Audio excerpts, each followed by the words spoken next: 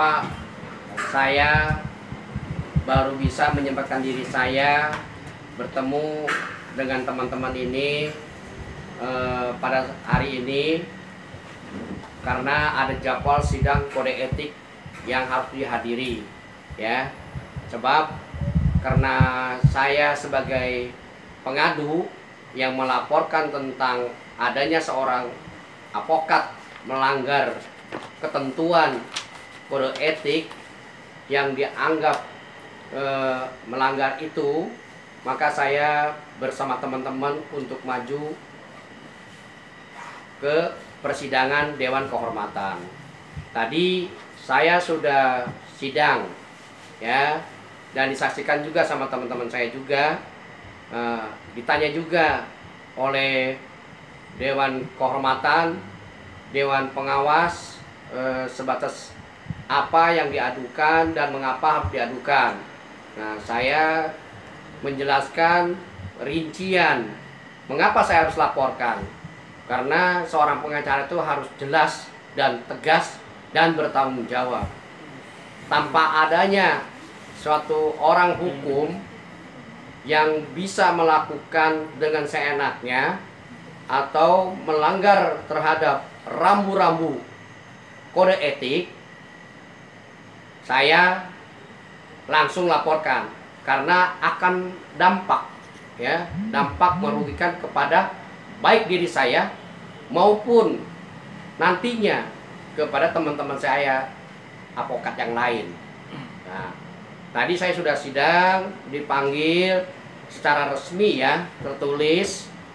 Kemudian yang bersangkutan teradu, ya, teradu menelpon dengan tidak adanya tertulis yang mengatakan dia sakit. Tetapi sakit dan tidaknya saya tidak tahu, saya nggak ada urusan itu. Yang jelas saya diundang datang dan menghadiri demi kepentingan para advokat, dan saya sendiri juga advokat juga, supaya jelas duduk persoalannya, ya, supaya ini semua bisa mengangkat seorang pengacara jangan sampai bertingkah laku dan perilaku di luar dalam kode etik itu yang saya sampaikan. Bang, jadi ini teradunya siapa sih, Bang, dan perihal masalah apa sampai akhirnya? Awal peristiwanya, ya, seorang lawyer itu menerima kuasa harus tahu duduk persoalannya. Jangan meraba-raba atau menerka-nerka sehingga dia melakukan dengan memaksa atau menginginkan dirinya sendiri. Terus kemudian dia terbit di beberapa media dan mencari panggung, ya, sehingga bahwa orang yang bersangkutan merasa dirugikan. Mengapa saya bicara seperti ini? Seorang advokat itu menerima kuasa harus melakukan upaya hukum adalah berdasarkan surat kuasa. Pertama, dia harus bisa berbicara teks daripada pembicaraan dia di jurnalistik. Jadi jangan mentang-mentang seorang pengacara itu terima kuasa terus mengatakan bisa berbicara di media tanpa adanya statement, ya. Nah, itu akan menyimpang dan melanggar satu perbuatan dalam kode etik. Itu. Makanya saya di sini sudah berkali-kali untuk menjembatani, untuk diberikan nasihat, tapi tidak pernah dia ingin jumpa dengan saya, ya. Nah, sedangkan pihak advokat tersebut mengatakan bahwa dia akan memperlawan apa yang saya laporkan. Saya no problem, mau dilawan atau tidak bukan urusan saya itu. Yang penting saya ini sudah melaporkan bagaimana tindakannya nanti ke depan Dewan Kehormatan itu, apakah memang itu laporan saya menjadi bukti atau memang itu bisa dikatakan harus seperti apa. Saya akan serahkan semua, karena bahwa ini pembelajaran. Jadi jangan mentang-mentang seorang advokat dengan dirinya sendiri seenaknya, ya, tanpa adanya suatu pelanggaran kode etik yang melekat pada dirinya sendiri. Seperti itu saya sampaikan. Media. Hari ini agenda kita adalah menghadiri sidang Dewan Kehormatan dari Pradi. Oke, Pradi Sai yang diketua umumi oleh Junifer Girsang. Tadi rekan media bertanya, ada historinya nggak kenapa bisa terjadi proses sidang di Dewan Kehormatan? Saya sampaikan, saya mewakili Dr. Halim Darmawan terkait perkara, ya, ada salah satu sosok artis yang namanya Sintiana Alona yang dulu historinya adalah didampingi oleh Dr. Halim dalam konteks dugaan tindak pidana yang sudah dia jalani. Dulu didampingi oleh Dr. Halim. Setelah melalui proses demi proses, Dr. Halim secara totalitas sudah mewakili hak-hak hukum beliau dari kepolisian sampai pengadilan dan sudah vonis.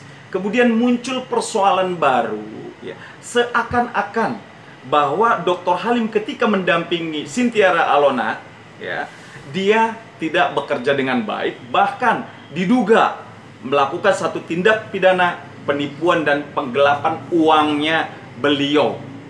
Patut diduga. Namun ternyata klien saya ini, sahabat saya ini, rekan saya ini bisa membuktikan semua itu uang yang dititipkan lewat beliau sudah dipakai untuk urusan Sintiana Alona ketika dia ditahan. Nah, muncul persoalan baru, sosok pengacara. Ya, hubungan hukum antara seorang pengacara dengan klien Dr. Halim Darmawan dengan Sintiana Alona itu belum selesai loh, masih berstatus beliau sebagai pengacaranya.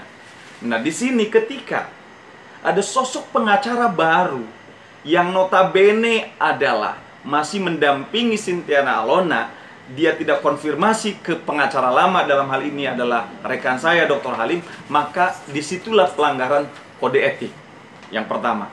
Yang kedua, dia langsung preskon tanpa dia melakukan satu klarifikasi terhadap persoalan case yang sebelumnya siapa yang dampingi Sintiana Alona. Ternyata dia tidak melakukan itu. Dia langsung berstatement seolah-olah menguatkan apa yang disampaikan oleh kliennya Sintiana Alona, bahwa Dr. Halim katanya melakukan penggelapan uangnya. Nah, disinilah letak persoalan kenapa akhirnya harus sampai ke Dewan Kehormatan Pradi. Harusnya sebagai seorang lawyer, sebagai seorang advokat yang mengerti bagaimana aturan main seorang profesi advokat yang sangat mulia, ada kode etik advokat. Ya. Jadi kalau belum putus hubungan hukum Sintiana Alona dengan pengacara yang lama, dia jangan mau terima kuasa. Ya, jangan mau terima kuasa karena apa? Masih ada hubungan hukum dengan beliau, ada keperdataan juga masih beliau dampingin. Itu yang pertama, ya. Yang kedua, dia tidak tahu apa-apa, dia langsung berstatement seolah-olah beliau betul-betul menggelapkan uang artis tersebut. Nah, ini yang jadi persoalan. Padahal kalau dikaji secara teori di dalam Undang-Undang Advokat, Undang-Undang Nomor 18 Tahun 2003, ada hubungan hukum, ya, baik antara pengacara dengan kliennya ataupun pengacara dengan pengacara. Ada sesuatu yang jelas di dalam pasal 4, pasal 5, harus saling menghormati, ya, harus saling menjaga martabat. Jangan dia langsung main menjudge. Kita ini adalah negara hukum, negara yang menganut asas praduga tak bersalah. Kita harus mengedepankan itu, presumption of innocent. Nah, itu tidak dilihat oleh seorang pengacara ini yang tadi kita sidang di sidang pertama itu. Alhamdulillah, sahabat saya, rekan saya sudah menjelaskan secara detail, sehingga tadi majelis ketua pun ketawa-ketawa. Ini katanya kalau pengacara baru sekarang itu udah aneh-aneh aja. Yang penting dia bagaimana terkenal, manggung, mendampingi artis. Mereka tidak melihat bagaimana landasan filosofi seorang advokat, bagaimana landasan yuridisnya, historinya. Perjuangan untuk menjadi seorang advokat, untuk membentuk organisasi advokat itu nggak gampang. Itu tertuang, ya, di dalam Kode Etik Advokat Indonesia yang disahkan tanggal 22 Mei tahun 2002. Ada jelas di dalam pasal 4, pasal 5 bagaimana advokat itu ketika menjalankan tugasnya sebagai seorang advokat terhadap klien bagaimana menjaga hubungan baik antara sesama rekan advokat yang kebetulan mungkin tugas dan kewajibannya berbeda. Dr. Halim mendampingi A, mungkin beliau mendampingi B. Ini contoh. Nah, itu harus ada saling hormat menghormati. Ya kan, harus saling menjaga etika profesi. Karena sesungguhnya etika profesi, kode etik itulah yang paling tinggi, ya, yang paling tinggi di antara hukum-hukum yang lain buat sebagai seorang advokat. Jadi itu yang tidak dipakai oleh oknum advokat itu. Makanya akhirnya kenapa harus sampai ke Ketua Komisi Pengawas Dewan Advokat. Pengadu Dr. Halim Darmawan, teradu ini Waryono. Nah, ini hari ini harusnya dia hadir. Tapi saya yakin karena dia merasa dia bersalah, dia takut. Dia tidak hadir. Harusnya kalau dia merasa benar, merasa dia menjalankan profesinya sesuai dengan standar kode etik, ya, dengan undang-undang advokat, jelas dalam pasal 3 undang-undang advokat, pasal 26, pasal 27. Nah, ini harusnya dia tidak perlu takut. Dia harus gentle. Kalau dia bersalah, ya udah, akui bersalah dan tidak boleh mengulangi perbuatannya kembali.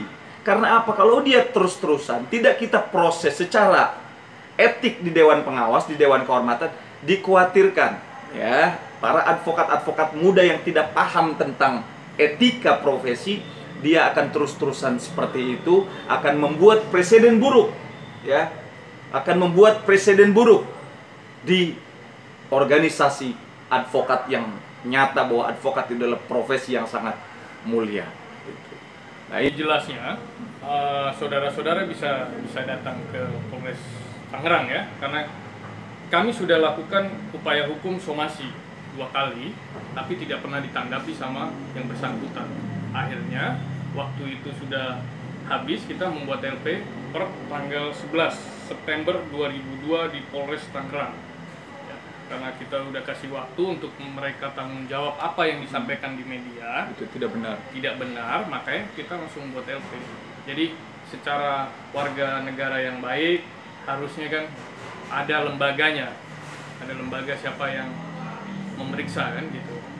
Jadi kalau Dr. Halim semua sudah data-data lengkap, ya. Ya, siap. Terlapornya siapa Bang di Polres Tangerang, Bang? Sintiara Alona. Sintiara Alona. Cut Sintiara Alona. Sampai sekarang untuk laporan ini sudah ada bertemu atau mediasi sebelumnya, yaitu dengan advokatnya yang baru? Oh, tidak. Tidak ada, Bang? Tidak ada. Tidak ada itikat baik dari sana? Kita sudah somasi 2 kali, nggak ditanggapin, Tidak ada. ya. Kita kasih kesempatan, cuman nggak ditanggapin, ya sudah. Karena saya menggunakan jasa hukum ini, ya, pakai kawan-kawan saya ini.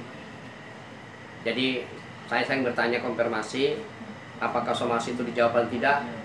Kata mereka, teman-teman saya ini tidak ada sama sekali. Jadi Ya.